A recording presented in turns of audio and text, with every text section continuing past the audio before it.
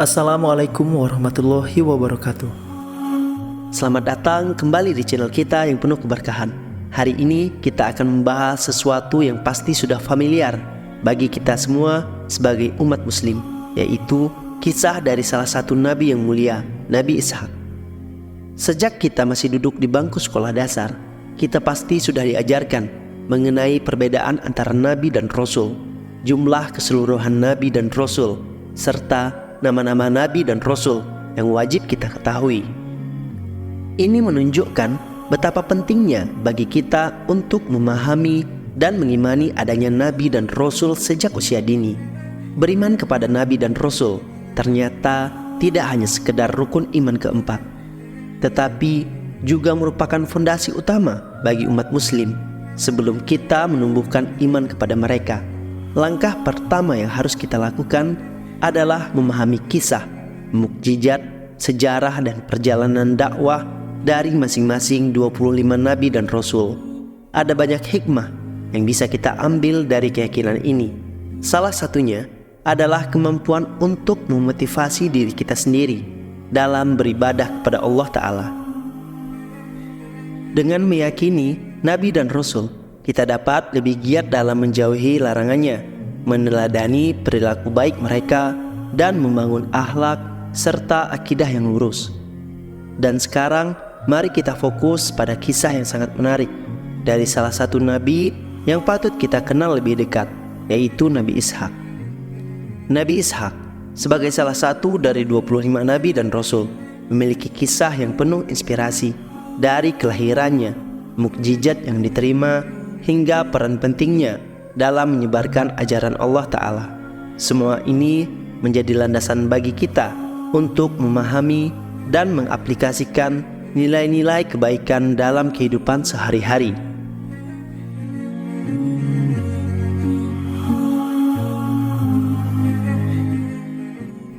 Nama Ishak sendiri memiliki arti tersenyum atau tertawa, dan konon terinspirasi dari momen ketika ibunda Nabi Ishak, Sarah, tersenyum lebar karena kabar gembira yang dibawakan oleh malaikat Jibril.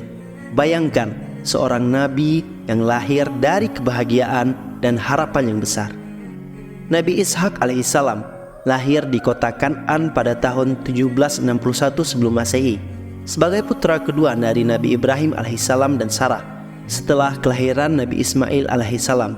Menariknya, saat itu Nabi Ibrahim alaihissalam sudah berusia 100 tahun, menunjukkan bahwa mukjizat Allah tidak terbatas oleh batas usia manusia. Dalam keluarga Nabi Ibrahim alaihissalam, Nabi Ishak alaihissalam memiliki peran penting.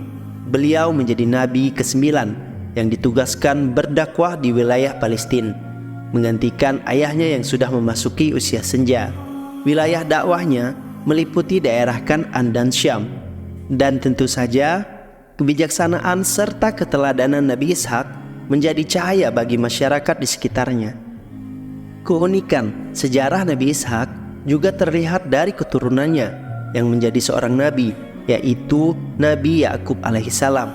Ini menunjukkan keluarga Nabi Ibrahim alaihissalam sebagai garis keturunan para nabi yang terus-menerus.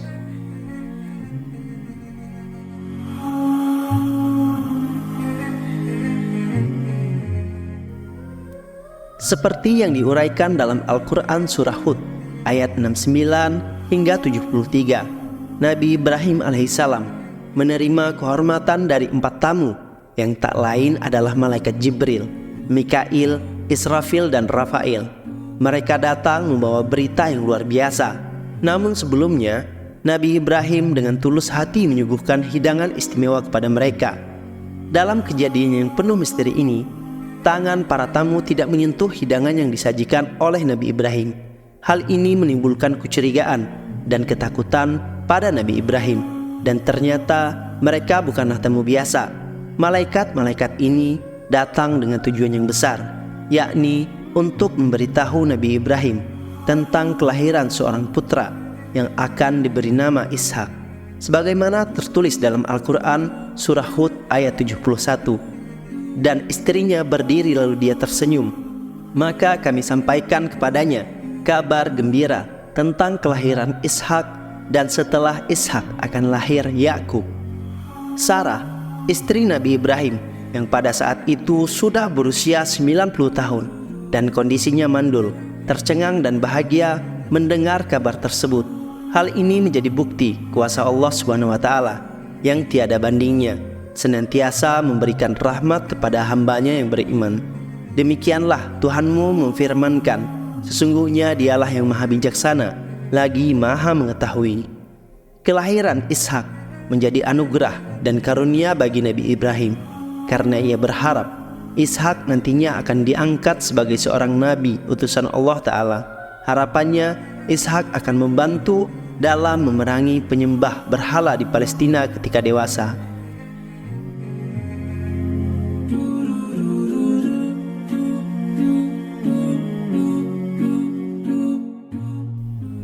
Allah Ta'ala sendiri telah memberikan pujian yang luar biasa kepada ketiganya dalam Al-Quran, sebagaimana firman-Nya dalam surah Shad ayat 45 hingga 47.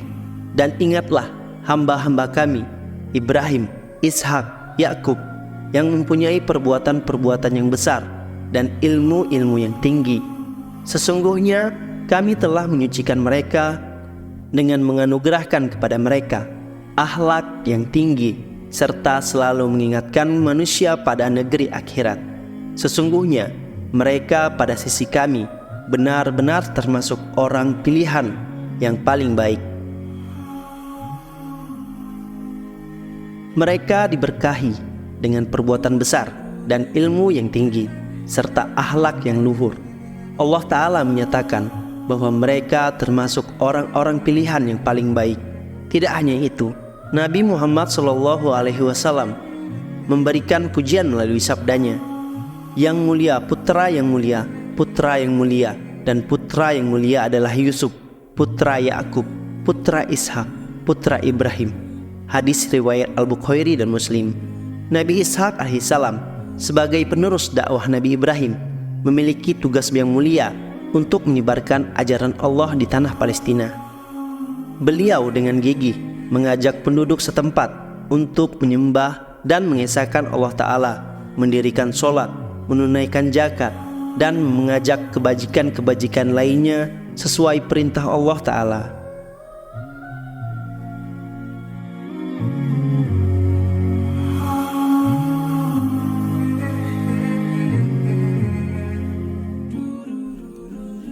Ketika sang ibu telah meninggal dan Nabi Ibrahim alaihissalam sudah sangat tua, Nabi Ishak alaihissalam belum menemukan pendamping hidupnya.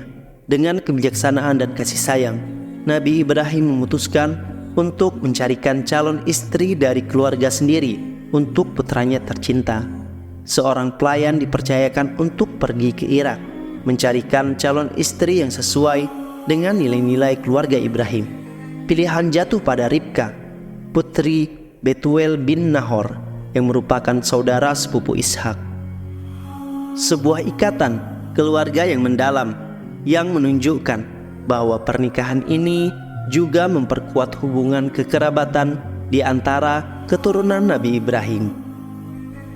Akhirnya, pada usia 40 tahun, Nabi Ishak alaihissalam dan Ribka menyatukan hati dan menikah. Ribka kemudian ikut menetap bersama Nabi Ishak di Palestina, membentuk keluarga yang penuh berkah.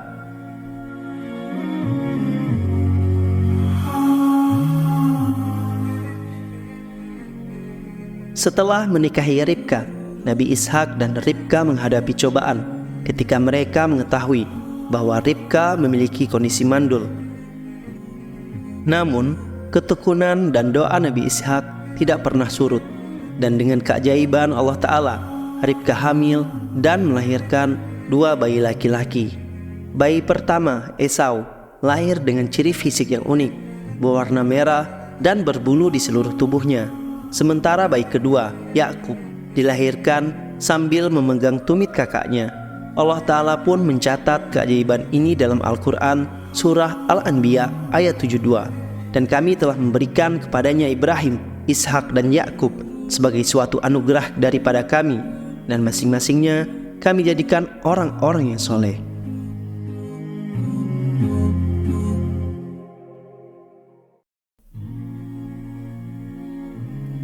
Esau dan Yakub, meskipun kembar, memiliki kepribadian yang berbeda.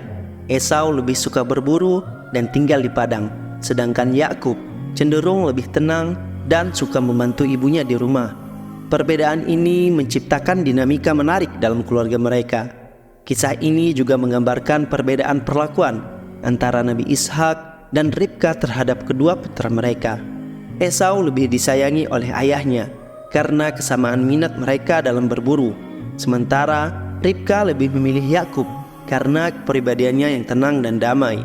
Namun, perjalanan keluarga ini tidak hanya tentang perbedaan, tapi juga tentang cinta, pengorbanan, dan ujian. Bersama-sama mereka melalui berbagai tahap kehidupan, termasuk saat kakek mereka, Nabi Ibrahim alaihissalam, meninggal dunia. Nabi Ishak merasa fisiknya melemah, memutuskan untuk memberikan berkat kepada putra sulungnya Esau. Dia meminta Esau untuk pergi berburu dan memasak hidangan kesukaannya sebagai bagian dari upaya meminta berkat untuk putranya. Namun Ribka, ibu dari Esau dan Yakub, mendengar rencana ini dan ingin agar Yakub yang menerima berkat tersebut. Dengan cerdik, Ribka memakaikan pakaian dan bulu domba kepada Yakub agar terlihat seperti Esau. Ketika Yakub menyajikan hidangan tersebut kepada Nabi Ishak, sang ayah memakan makanan tersebut dan memberikan berkat dengan keyakinan bahwa dia berhadapan dengan Esau. Setelah mendapat berkat tersebut, Esau pulang dan mengungkapkan bahwa Yakub telah memperoleh berkat yang seharusnya untuknya. Nabi Ishak menyadari kekeliruan tersebut dan Esau dalam kemarahan bersumpah untuk membunuh Yakub setelah kematian ayah mereka. Ribka khawatir akan keselamatan Yakub, meminta Yakub untuk pergi ke Mesopotamia dan tinggal bersama saudara perempuannya. Sebelum pergi, Yakub menerima pesan dari ayahnya agar mencari istri dari keluarga besar Ibrahim di Mesopotamia, menghindari pernikahan dengan perempuan Palestina yang pada saat itu dianggap tidak beriman.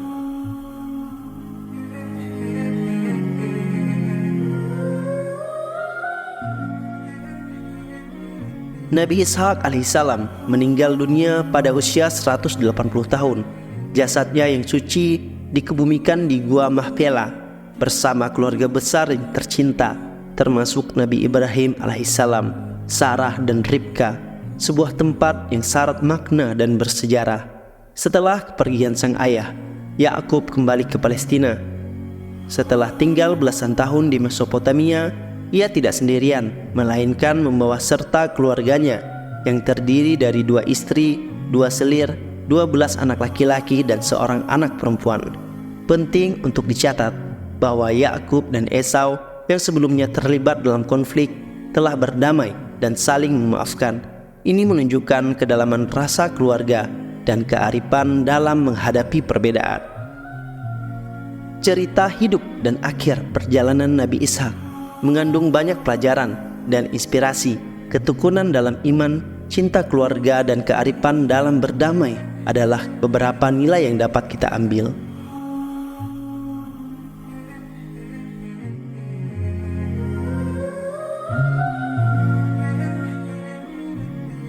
Mukjizat adalah bukti nyata keistimewaan dan pilihan Allah terhadap para nabi dan rasulnya. Untuk Nabi Ishak alaihissalam, Allah menunjukkan kebesarannya melalui beberapa mukjizat yang luar biasa. Yang pertama, anugerah keturunan di usia tua. Allah Ta'ala memberikan mukjizat kepada Nabi Ishak yang luar biasa, yaitu kemampuan untuk memiliki keturunan meskipun beliau sudah berusia sangat tua, mencapai 100 tahun. Mukjizat ini menjadi awal dari penciptaan kaum Bani Israel dengan Nabi Yakub alaihissalam sebagai salah satu keturunannya. Yang kedua, kaum Bani Israel dan para nabi. Keturunan Nabi Ishak membawa dampak besar dengan munculnya kaum Bani Israel. Nabi Yakub alaihissalam juga dikenal sebagai Israel, menjadi leluhur dari Bani Israel. Dari keturunan ini lahir 12 nabi yang diutus Allah kepada kaum Bani Israel, membawa petunjuk dan tuntunannya. Mari kita renungkan kebesaran Allah yang mengubah keadaan yang tampak mustahil menjadi mungkin, dan bagaimana anugerahnya menciptakan sejarah panjang dan berharga bagi umat manusia. Jangan lupa untuk terus mengikuti kisah-kisah lainnya di channel ini. Sampaikan pendapat dan komentar kalian di bawah, serta jangan ragu untuk like, subscribe, dan bagikan video ini agar lebih banyak orang dapat merasakan kebijaksanaan dari kisah hidup para nabi. Sampai jumpa di video berikutnya, dan selalu ingat, setiap akhir adalah awal dari sesuatu yang baru.